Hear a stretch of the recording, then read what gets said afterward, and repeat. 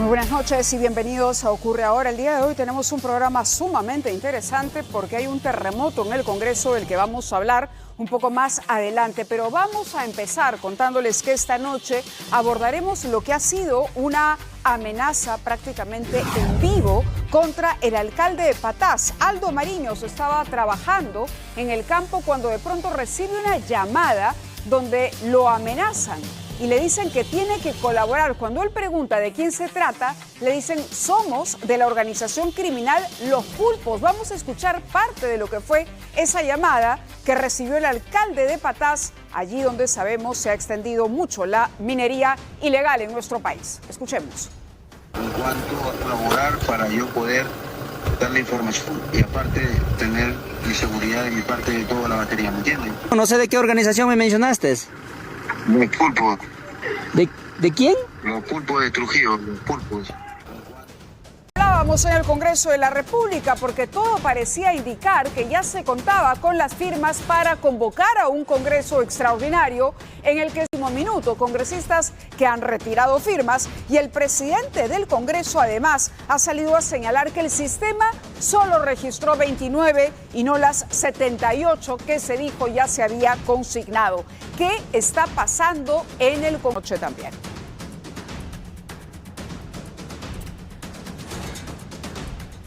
Además, el día de hoy se realizó este sorteo para establecer en qué ubicación dentro de esta sábana electoral que tendremos por cédula se colocará, en qué orden aparecerá el símbolo y la fotografía de los candidatos a la presidencia de la República. Vamos a mostrarles quiénes están en los primeros lugares también. Se ha confirmado que irá símbolo y fotografía. Ven algunos de los partidos en el orden en el que aparecerán los entretelones del sorteo esta noche también en Ocurre Ahora. Información importante para el día de la elección y para que usted sepa y no se pierda en este documento que es grandísimo y que ya decíamos es nuestra sábana electoral antes que cédula electoral. Muy bien, vamos a ir a una pausa, pero vamos a regresar. Ya estamos listos para compartir con ustedes las noticias que habíamos anunciado. Vamos a hablar de un incendio en un almacén de latas de aerosol que movilizó a 120 bomberos. Veamos las imágenes y las inmensas y altas columnas de humo que finalmente aparecieron en el cielo. Los testigos reportan fuertes explosiones. Este siniestro se registró en un local ubicado en la avenida Los Canarios, esto es en la urbanización El Club en Huachipa, distrito de Lurigancho, Chosica. El lugar no contaba, para variar, con licencia de funcionamiento y la densa columna de humo que están ustedes viendo en las imágenes se podía observar desde varios kilómetros de distancia.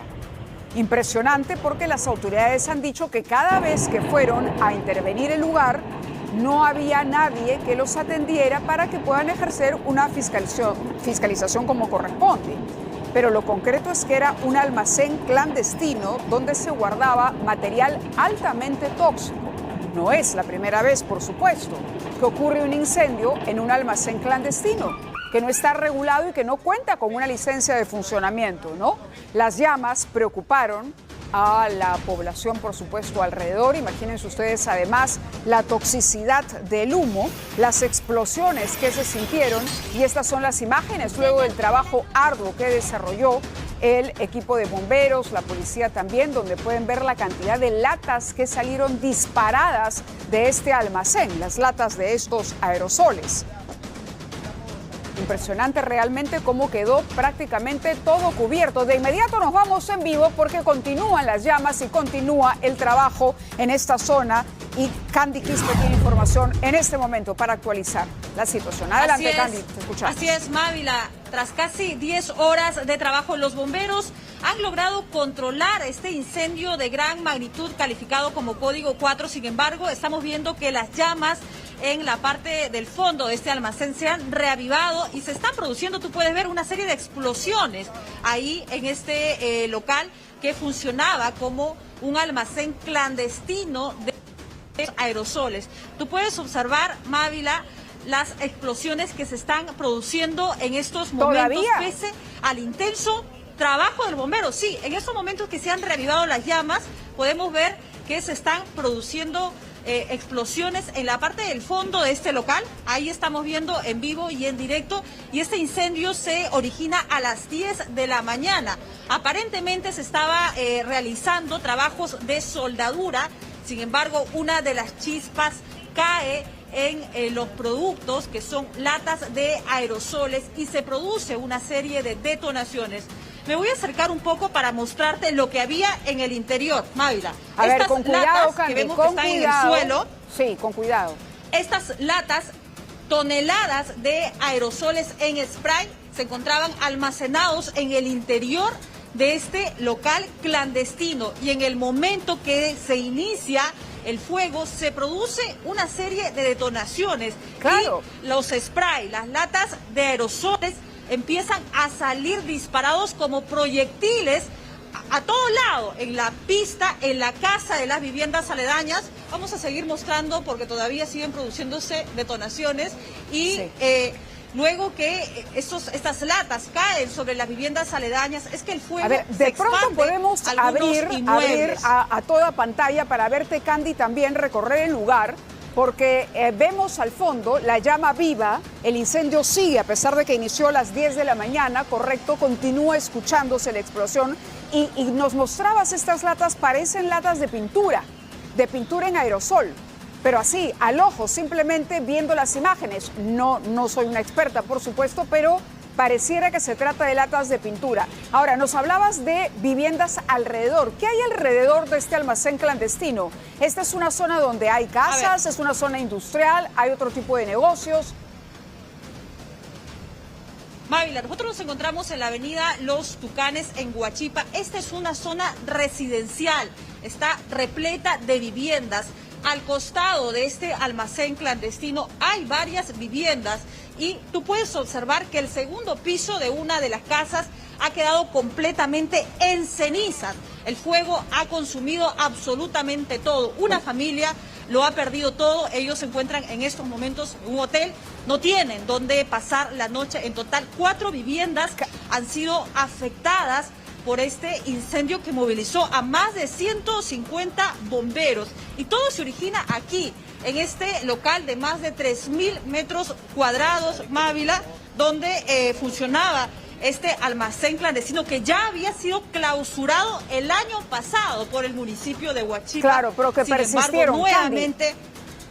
Sí, te interrumpo un instante, porque la producción había colocado unas imágenes que yo creo que el público tiene que ver. Y tiene que ver, fíjense ustedes, en la ventana del lado izquierdo de su pantalla. Hay una parroquia, tú nos hablabas de casas, de un segundo piso que ha quedado destruido, pero además veíamos a unas religiosas salir apuradas de una parroquia. De pronto se me ocurre que es una parroquia o algún lugar, no sé, donde trabajan estas religiosas, pero detrás se puede ver con claridad esta columna altísima de humo completamente negro y la llama viva, ¿no? Ahora sí podemos regresar con Candy. Así es, Mávila. Sí. Viviendas, a pocos metros hay un colegio, a espalda nada más está el municipio de Huachipa. La alcaldesa de Huachipa, Jackie Cartolín, justo había indicado, como te decía, que ese local había sido clausurado el año pasado, no tenía licencia de funcionamiento, no contaba con certificado de defensa civil. Sin embargo, funcionaba, Mávila, a solo unos metros del propio municipio. Vamos a escuchar las declaraciones que brindó una regidora del distrito de Huachipa, Mávila. Dale con eso, que es importante. Esto, lo que pasa que es una zona residencial. Acá está prohibido empresas, pero mira con la sorpresa que nos damos. Ha podido haber pérdidas humanas. La municipalidad está acá, a 2 pasos. ¿Cómo pueden decir que es una empresa clandestina, señor? Esto...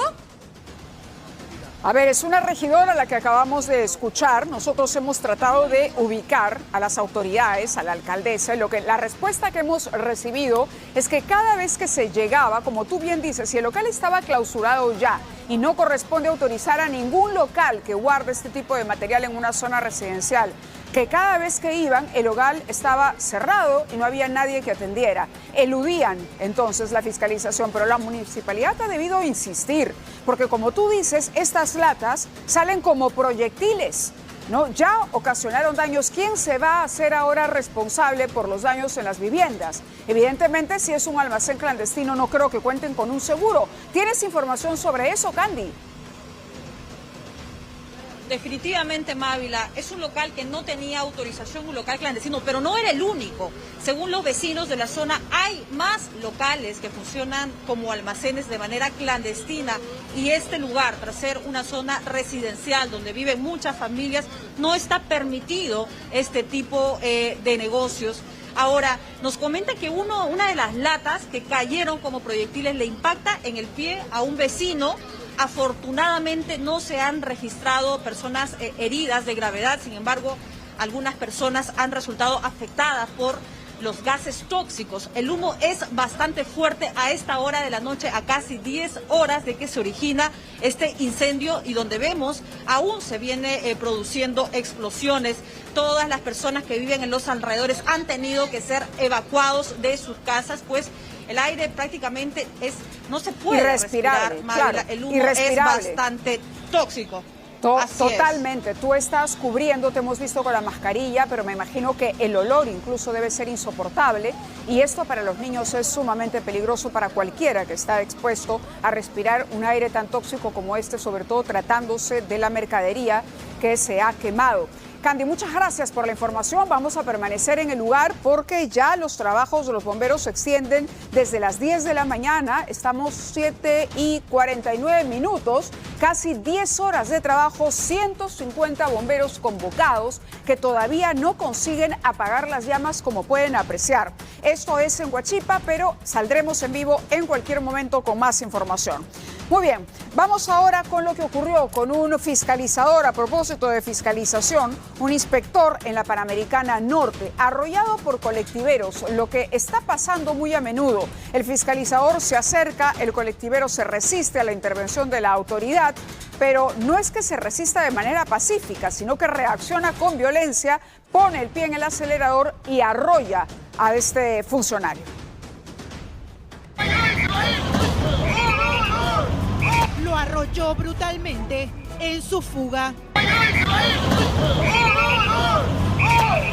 En su cobarde intento por evadir la fiscalización, a este presunto colectivero informal no le importó llevarse por delante a un inspector de Sutran, quien fue impactado por el auto y luego cayó con fuerza al pavimento, quedando inconsciente.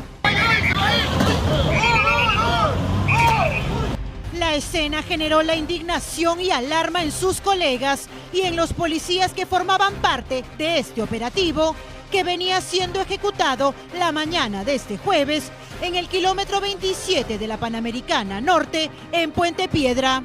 El conductor de este supuesto taxi colectivo se dio a la fuga. Se tiene el vehículo de placa de rodaje A2J067, era un conductor de un auto Nissan de...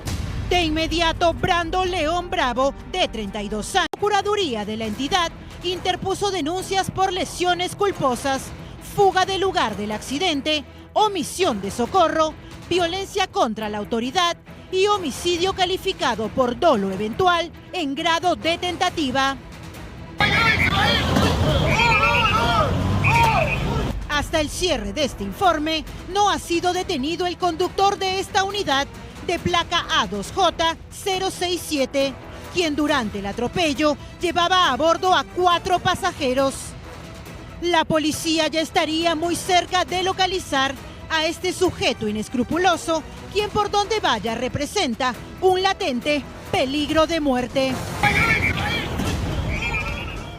Ahora, la policía, nos decía la reportera, ya está cerca para identificar a los agresores, el conductor, pero en las imágenes seguramente ustedes coinciden con lo que hemos visto nosotros y se habrán hecho la misma pregunta. Y la policía que estaba allí no intervino, tomó nota de la placa, empezó a seguir a este auto, que miren, hay varios, no hay un solo efectivo de la policía.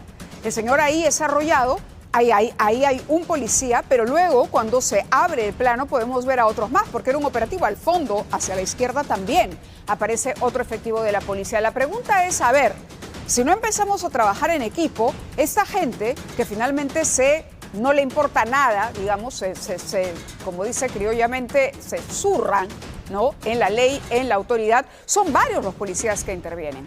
No, este señor ha debido ir detenido. Ahora hay un funcionario, hay un fiscalizador que tiene, lo decía la encargada de comunicaciones, daños, ¿no?, de cuidado. Va a tener que estar bajo observación médica y hacemos votos de que su recuperación sea pronta. Pero vamos a otras cosas también para contarles que la violencia continúa. Son pandilleros los protagonistas de las siguientes imágenes. Menores de edad que protagonizan una pelea pero con machetes dentro de una pollería.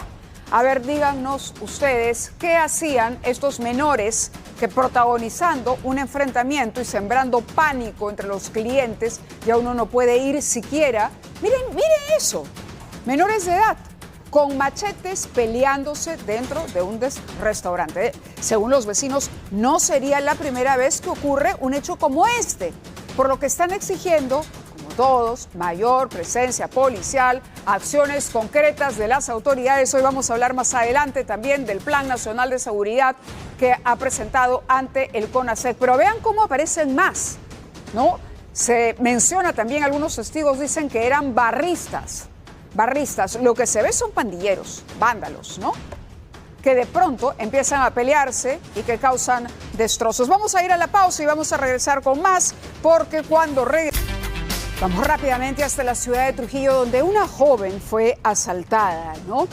Un policía se da cuenta de lo que ocurre, trata de intervenir, lamentablemente en ese momento trastabilla, se cae, pero finalmente la policía pudo detener por lo menos a uno de los implicados en el asalto a esta señorita. Un feroz atraco en medio de la pista. Son segundos de terror. Una joven universitaria es salvajemente jaloneada y sometida por delincuentes que buscan despojarla de sus pertenencias. Minutos antes, esperaba el transporte público en una esquina, sin imaginar que al frente, dos sujetos se ocultaban entre los árboles esperando el momento preciso. Están encapuchados, observan a su presa y planifican los movimientos. De pronto, cruzan la calle y se lanzan contra ella. El primero la agarra del cuello y la inmoviliza, mientras su cómplice forcejea para quitarle la cartera. La hacen caer, le sujetan los brazos y aprovechan para seguir revisando sus bolsillos. Los vehículos continúan su marcha y ella suelta gritos desesperados, pero nadie reacciona. Hasta que aparece un efectivo motorizado y advierte la escena. Desciende e intenta perseguirlos, pero tropieza. Rápidamente se levanta y continúa la carrera. Poco después, regresa para socorrer a la estudiante, todavía atendida y en estado de shock. Ahí no acaba la historia. Se sabe que más agentes y pobladores de la zona llegaron a la vivienda de uno de los responsables, Luis Ángel Salvatierra Banto, quien al verse acorralado terminó entregando el bolso que había guardado en la cómoda de su habitación. Lo más indignante era vecino de la agraviada. Por si fuera poco, la hermana de ese sujeto intentó evitar su captura. Los objetos de valor fueron recuperados. Ahora este sujeto, que opera en el distrito de La Esperanza en Trujillo, está en la comisaría para las diligencias de ley. Bueno, queremos destacar, por supuesto, después de ver las imágenes, sobre todo la participación del policía, ¿no? Que él estaba ahí, inmediatamente se da cuenta y actúa, reacciona. Así como decíamos antes, que ante lo ocurrido con un fiscalizador de Sutran, veíamos policías que no se movían ni atinaban a hacer nada. En este caso hay que reconocer que el policía reconoció cuál era la situación y acudió al rescate de la joven. Pero vamos ahora con otra situación también en La Libertad, que tiene que ver con la inseguridad, porque las amenazas llegan incluso a las autoridades. El alcalde de Patás, allí donde se viene llevando a cabo un plan, ¿no?, de coordinación, de trabajo, la policía, las Fuerzas Armadas, porque se ha convertido en el epicentro del desarrollo de la minería ilegal en nuestro país. El alcalde recibe una llamada. Estaba él realizando el trabajo de costumbre cuando de pronto le ingresa una llamada de extorsionadores para pedirle a la autoridad que colabore. Pero mejor vean el detalle en la nota que tenemos a continuación. Así que te vas a alinear con 50.000 soles, ¿me entiendes? Son reunido todo el armamento que tenemos para ti, para toda tu familia en Tayabamba. Lo conocemos bien, compadre. Luchó contra las bandas criminales de la minería ilegal, pero esta vez el asunto se volvió personal. En cuanto a colaborar para yo poder darle información y aparte tener mi seguridad de mi parte de toda la batería, ¿me entiendes? El alcalde de Patás, Aldo Carlos Mariño, ahora es una víctima más de la extorsión. No sé de qué organización me mencionaste. Los pulpos.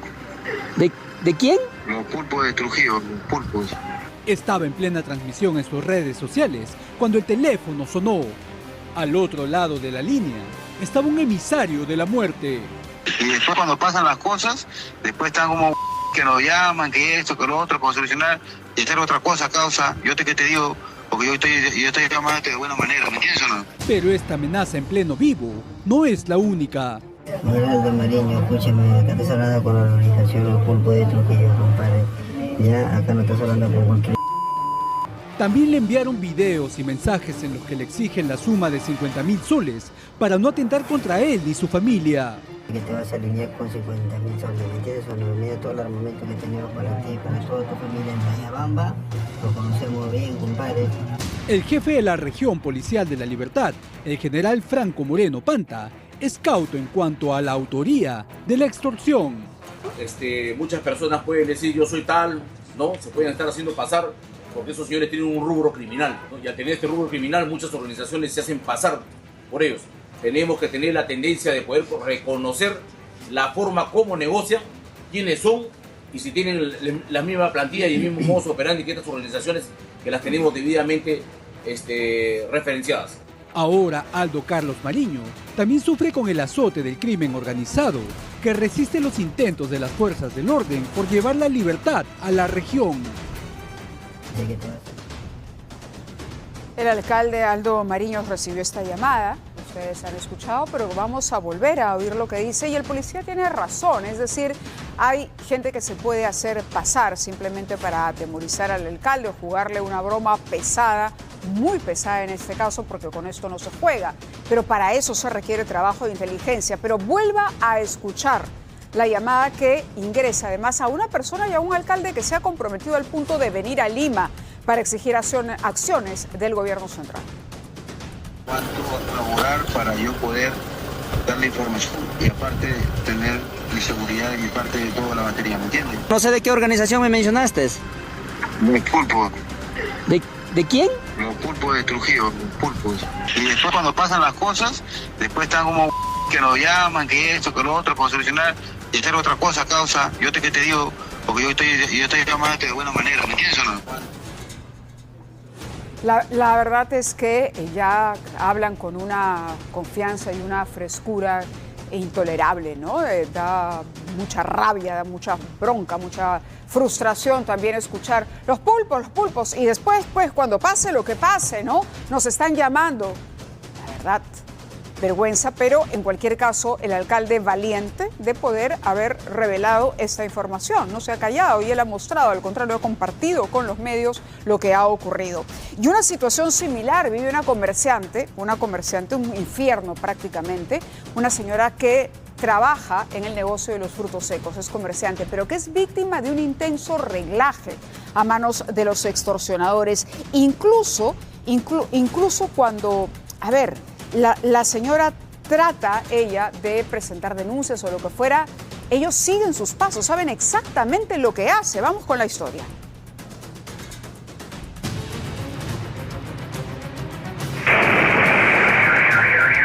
Granadas de guerra, sobres con balas y un minucioso y macabro reglaje. Quiere entender la buena, entender a la mala, vamos a volarte la casa para que esté claro, gallo.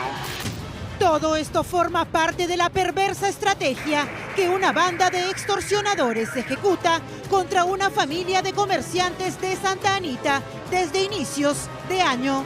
Te tenemos ubicado y te vas a morir, coño, yo, si no pagas lo que te estamos pidiendo. La última semana tomaron la drástica decisión de vivir encerrados bajo la sombra de sus cortinas por miedo a morir. Veo que tienes miedo de asomar por la ventana. Sí, porque siento que si salimos por la ventana nos pueden disparar.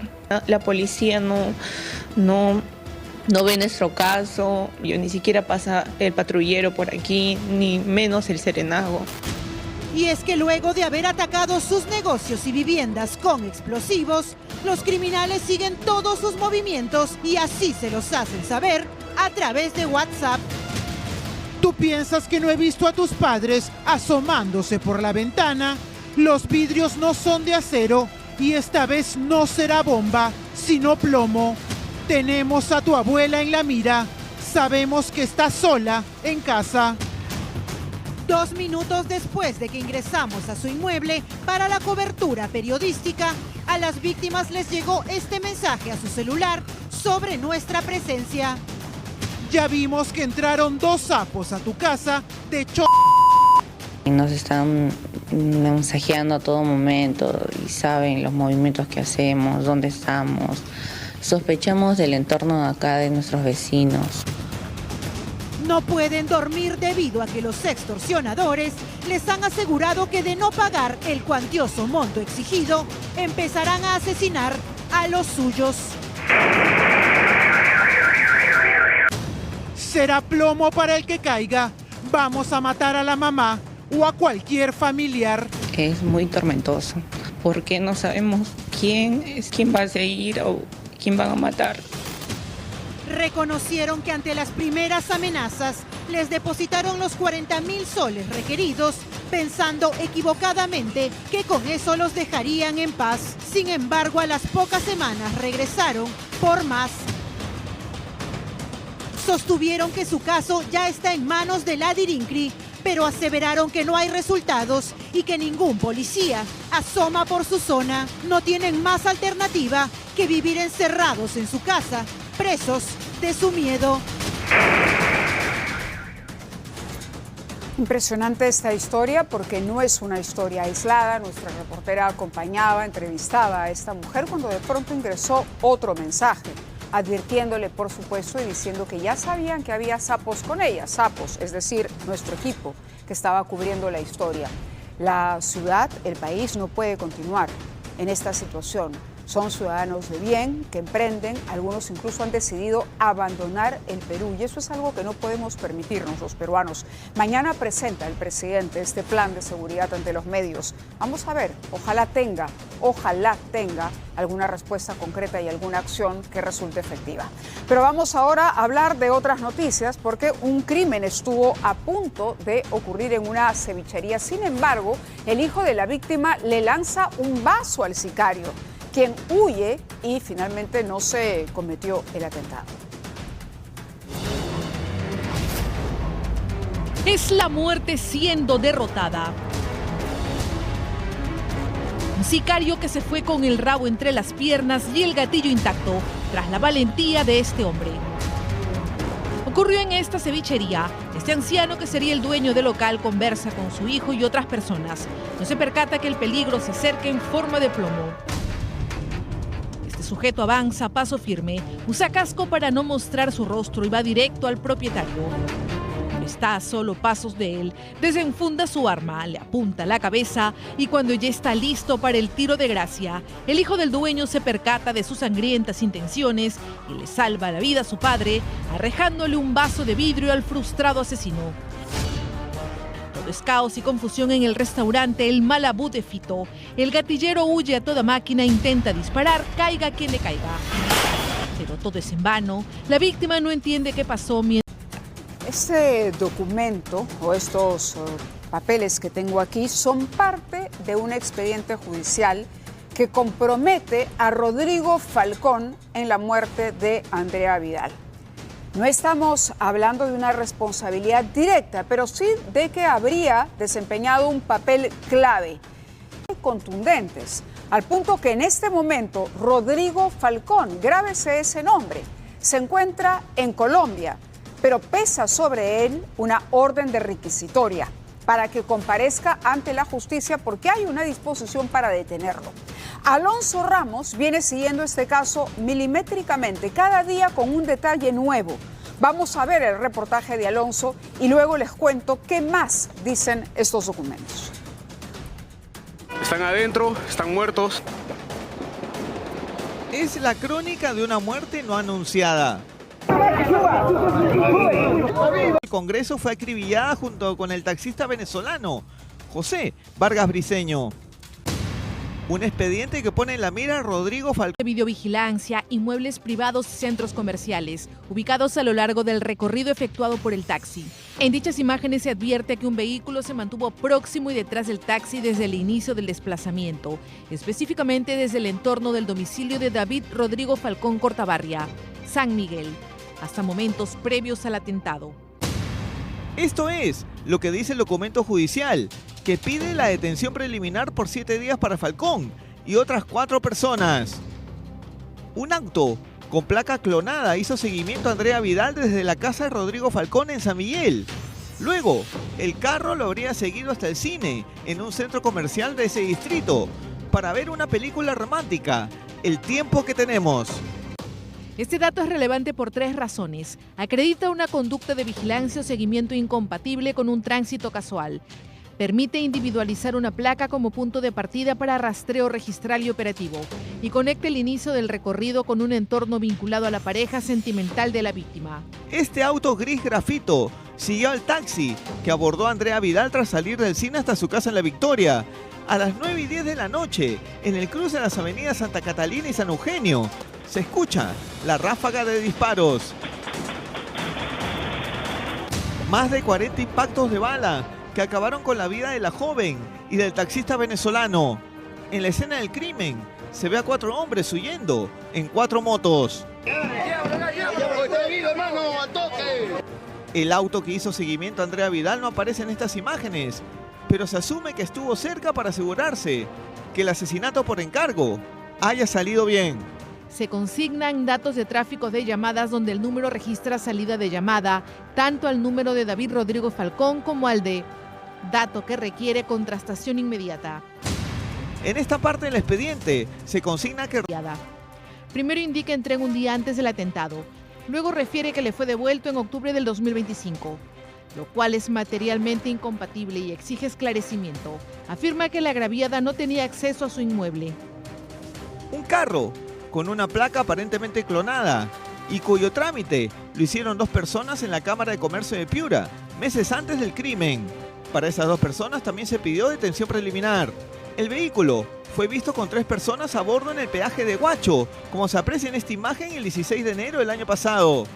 En marzo del 2025, este auto era conducido por un joven de 24 años y que fue detenido haciendo maniobras temerarias. También se ha pedido prisión para él. La investigación que se ha llevado en mi despacho es una investigación especializada, únicamente por los delitos de explotación sexual y favorecimiento a la prostitución. El hecho del ataque acaecido en agravio de la señorita y de su posterior muerte se está viendo en una fiscalía penal, en la Fiscalía de la Victoria San Luis. Ellos continúan con la investigación. Es la palabra de la fiscal especializada en trata, Evelyn Taboada, quien cerró la investigación por presunta red de prostitución en el Congreso. Y la investigación de la Fiscalía así lo revela. Pero además fue un crimen planificado. Hay que ver, a seguir a Andrea desde que sale de la casa con su novio, con Rodrigo Falcón. Contra él hay una requisitoria, hay una orden, como dijo Alonso Ramos, de detención preliminar de 7 días. Y este es el seguimiento, una gráfica para que ustedes vean cómo se movió este vehículo con esta placa clonada o duplicada, pero que no le corresponde a ese vehículo, desde la casa en San Miguel, donde sale la pareja rumbo a un cine en el distrito a ver una película, y luego ella aborda el taxi con destino a su vivienda Santa Catalina. Se separan en el cine. Rodrigo la embarca y lo que él declaró en su momento, lo tenemos aquí en el archivo de ATV Noticias, es que la llamaba y estaba muy acongojado porque ella no le respondía a la llamada para verificar que hubiera llegado a su casa. ¿No? ¿Cuál es el vínculo que se establece y que realmente le hace suponer o le lleva a pensar a la Fiscalía y a las autoridades que el novio tiene algo? Hay llamadas a Rodrigo Falcón. Es decir, el novio del mismo teléfono, ¿no? Se llama justamente al sospechoso. Hay un teléfono fijo que llama al tramitador, a este sospechoso. Nos estamos reservando, por supuesto, la identidad para no perjudicar las investigaciones, pero también llama a Rodrigo Falcón. Entonces, ¿qué tenía que discutir una persona que estaba, digamos, impartiendo directivas justamente para colocarle a este vehículo. Y la persona que ha dicho que la cuidó y que quedó destruida después de esto. Los amigos de Andrea Vidal hablan de una relación tóxica, pero es importante que este joven comparezca ante la justicia. Solamente quiero leerles un párrafo que robustece con la búsqueda de duplicados de placa que condujo a la identificación de un presunto trámite, algo que dice Alonso en su nota, en la ciudad de Piura. El hecho de que ya se haya hecho el trámite en otro lugar, en realidad a la pareja cerca de la casa de él. Incompatible y exige esclarecimiento. Tercero, afirma que la agraviada no tenía acceso a su casa. Pero en otras versiones tenemos que referirnos a la situación de la modelo y conductora de televisión Laura Espolla, que sufrió un accidente de tránsito esta madrugada. Manejaba, se despistó y chocó contra un muro. El parte policial que dice que Laura Espolla declaró que se quedó dormida al volante por cansancio, eran las 3 de la mañana, lo que habría provocado que ella pierda el control. Fue trasladada rápidamente a una clínica cercana. Ella tiene múltiples traumatismos. Sabemos que está todavía bajo o después que se quedó dormida, producto de la hora y el cansancio. Continuamos con una intervención conjunta. Aduanas y la Policía Nacional han incautado 184 réplicas de armas tipo Glock ocultas en un camión de encomiendas que cubría la ruta Tumbes-Trujillo, todas empaquetadas y listas para su distribución. Este hallazgo se ha realizado en el puerto de control de Carpitas. La policía advirtió que estas réplicas son usadas para intimidar a las víctimas de los delitos. Las investigaciones están ahora abocadas a determinar el origen, a buscar de dónde, quiénes son los responsables y cuál era, por supuesto, el destino final del cargamento.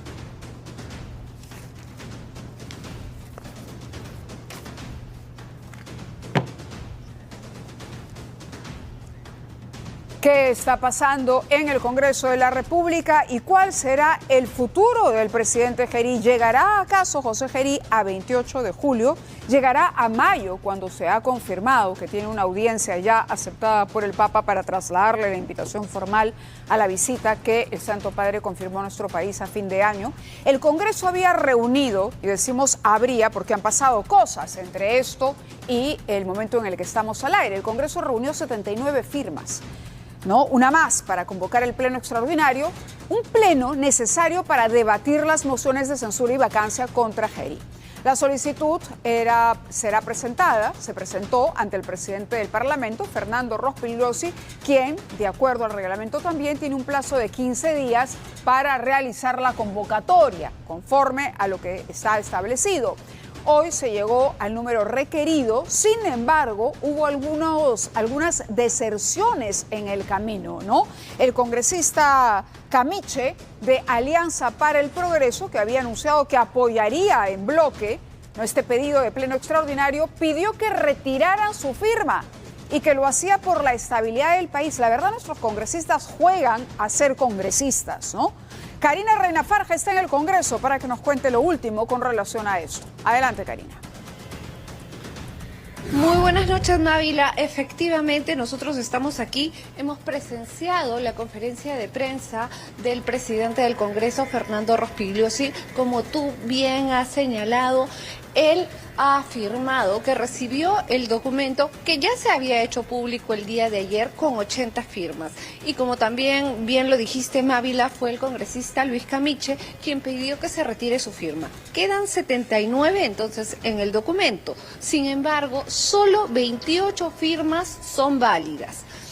Para explicarle un poco a nuestros televidentes, porque hay quienes no tienen costumbre de firmar de manera digital, aquí en el Congreso los congresistas no es que, como se hacía antes, que veíamos estos documentos llenos de firmas de los congresistas, ¿no? Ahora se ha establecido que se haga mediante firma digital, es decir, con el DNI moderno uno lo introduce en un aparatito, ingresas a un sistema del mismo gobierno, ¿no?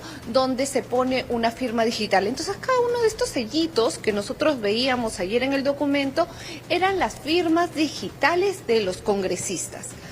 ¿Qué ha pasado? Según ha relatado el día de hoy el presidente del Congreso, solo 28 de estas firmas son válidas.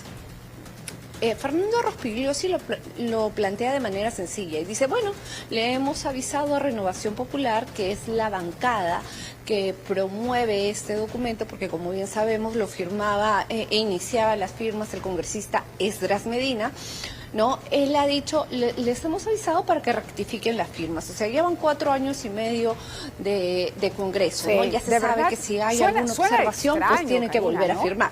Suena extraño. ¿Qué sensación te produjo escuchar al presidente del Congreso decir que únicamente el sistema ha registrado 20 y tantas y hasta el día de ayer era Vox Populi, que faltaban 3 o 4 simplemente para llegar al número requerido? Yo recordé a mi abuela, Mávila, cuando mi abuela decía, hay que estirar el chicle hasta donde aguante, ¿no? Hay que estirar lo más posible. Porque al parecer lo que ha señalado Fernando Rospigliosi es que se ha devuelto el documento, se le ha avisado rápidamente a Renovación Popular y ahora lo que tienen que hacer es volver a firmar. Pero entonces uno dice, ok, el que ya firmó solo rectifica su firma y ya va. Pero bien sabemos, como por ejemplo el caso del congresista Camiche, que algunos dan el paso adelante y luego lo dan para atrás. Sí, eso entonces, realmente es como decir dicen, que van a... Sí, dice mucho, y como yo decía, creo que no terminan de entender que son congresistas de la República y no que están jugando, porque esto parece una partida, un juego de cartas, donde ahora abro una, cierro la otra y no les importa, son decisiones absolutamente importantes, determinantes para el futuro inmediato de nuestro país, pero ellos no saben, no toman una decisión, no asumen una posición, o acaso las negociaciones de último minuto los hacen retroceder, porque no hay otro motivo.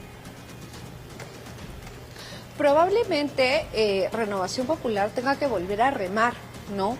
Una vez más, o sea, es decir, están en 28 firmas, ¿no? Y van a tener que volver a juntar hasta las 78 que se necesitan, ¿no? Porque en realidad, es decir, les falta 50. Porque las otras han sido consideradas no válidas. Entonces van a tener que volver a ir donde el parlamentario y pedir la firma. Probablemente no se tenga que volver a hacer el mismo trámite y veamos si los 78, bueno, los 79 para ser exactos, que firmaron y no retrocedieron, como fue el caso del congresista Camiche, se vuelven a unir a este documento. Eso por un lado.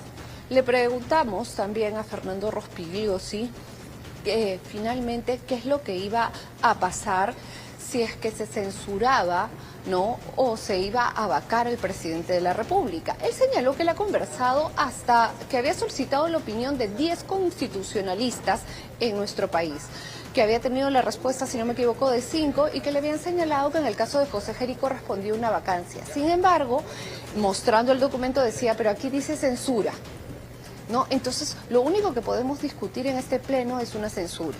Si es así, censurarían a José Gerí como presidente del Congreso de la República, se buscaría otro nuevo presidente del Congreso de la República, el que recibiría la encargatura de la presidencia de la República. Bien. Entonces le preguntamos a Fernando Rospigliosi si él renunciaría y dijo que no, que él no tiene por qué renunciar. O sea, al parecer, él sí desea llegar el 28 de julio como presidente del Congreso de la República. Muy bien, Karina, muchas gracias por la información. Nosotros vamos rápidamente, con lo que también tiene que ver con el presidente Gerí, porque presentó, decíamos, el Plan Nacional de Seguridad Ciudadana ante el Consejo Nacional de Seguridad, el CONASEC 2026. Gerí afirmó que el plan busca unificar al Estado, a los gobiernos regionales, a los locales, a la sociedad civil, incluso en la lucha contra la inseguridad y la delincuencia, y que servirá como una herramienta para medir una hoja de ruta al mismo tiempo para obtener resultados inmediatos. Se supo que el CONASEC será responsable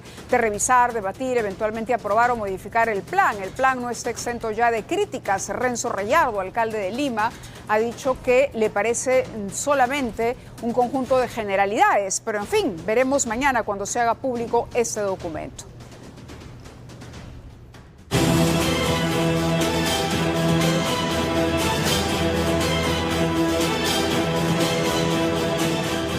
Vamos ahora con la información electoral, porque finalmente se llevó a cabo, cumpliendo con el cronograma, el sorteo que define la ubicación de los partidos en la cédula de sufragio para las elecciones generales del 12 de abril del 26. Este año el partido Alianza Venceremos, presidido por el candidato Ronald Hidalgo, Atencio es, claro, Ronald Atencio encabezará la cédula, mientras que el Partido Morado, que postula a Mesías Guevara a la presidencia de la República, ocupará la última posición, estará al final.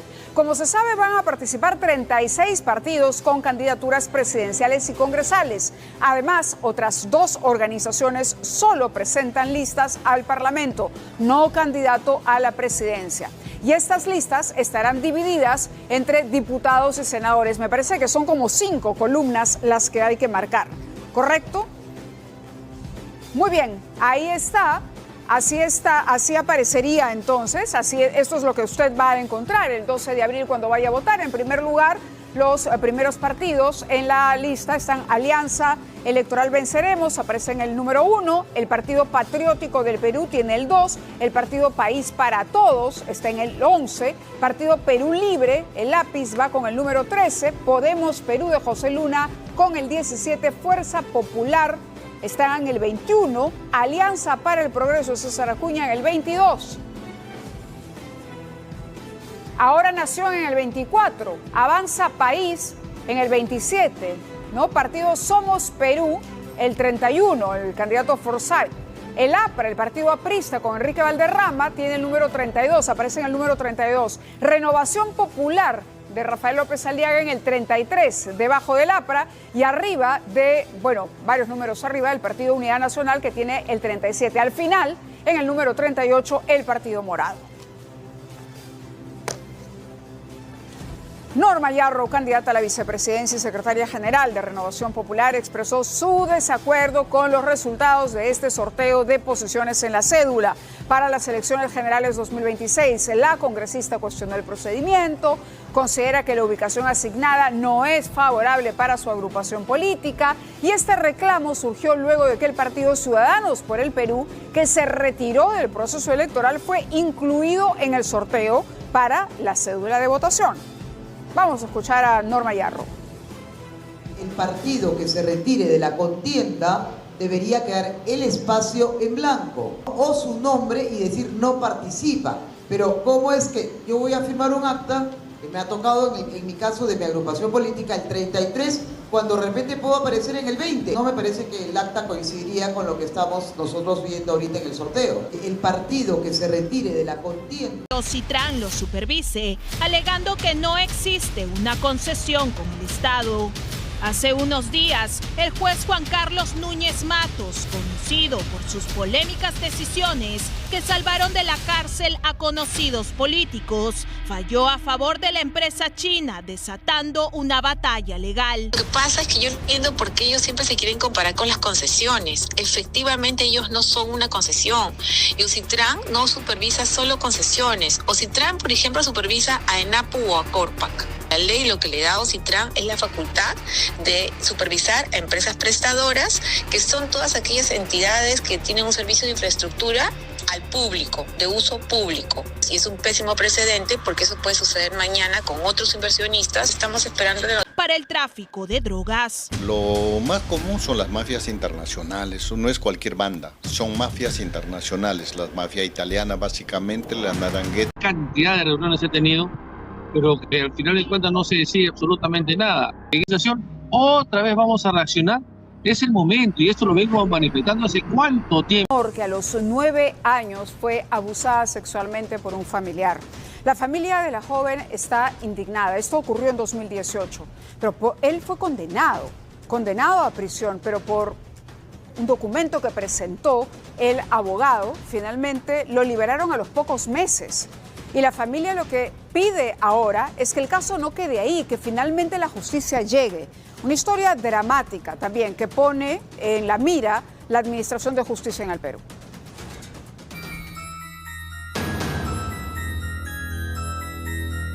Cuando me enteré que le había pasado esas cosas, jamás en mi vida pensé en pasar por este momento, ¿no? Su hija fue abusada hace 6 años y hasta ahora sigue esperando justicia, mientras que su presunto agresor sigue en libertad.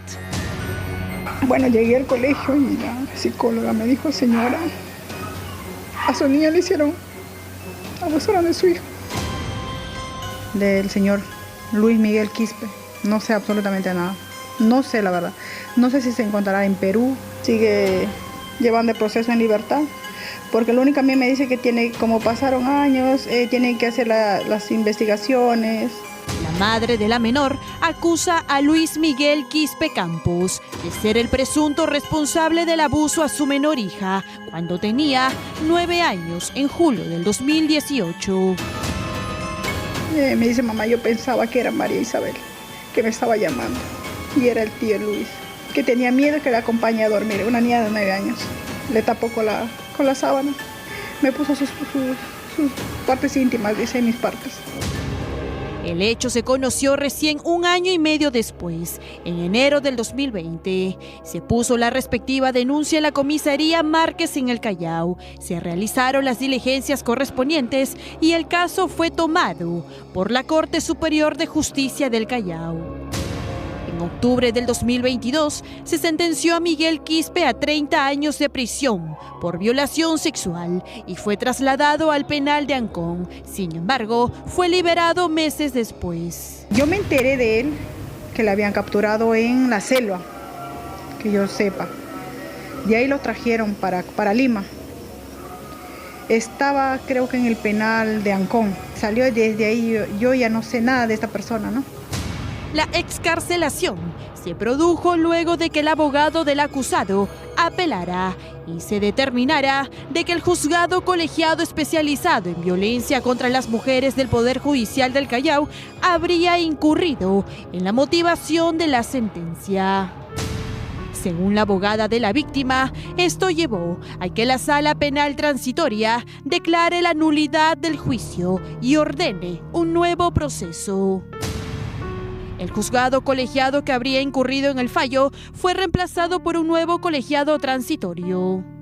Ya como se digo, 6 años que no sé nada. En mi caso de mi hija es como si fuera que no, que ahí lo tienen, ¿no? Que no sé, no avanza, no veo el avance.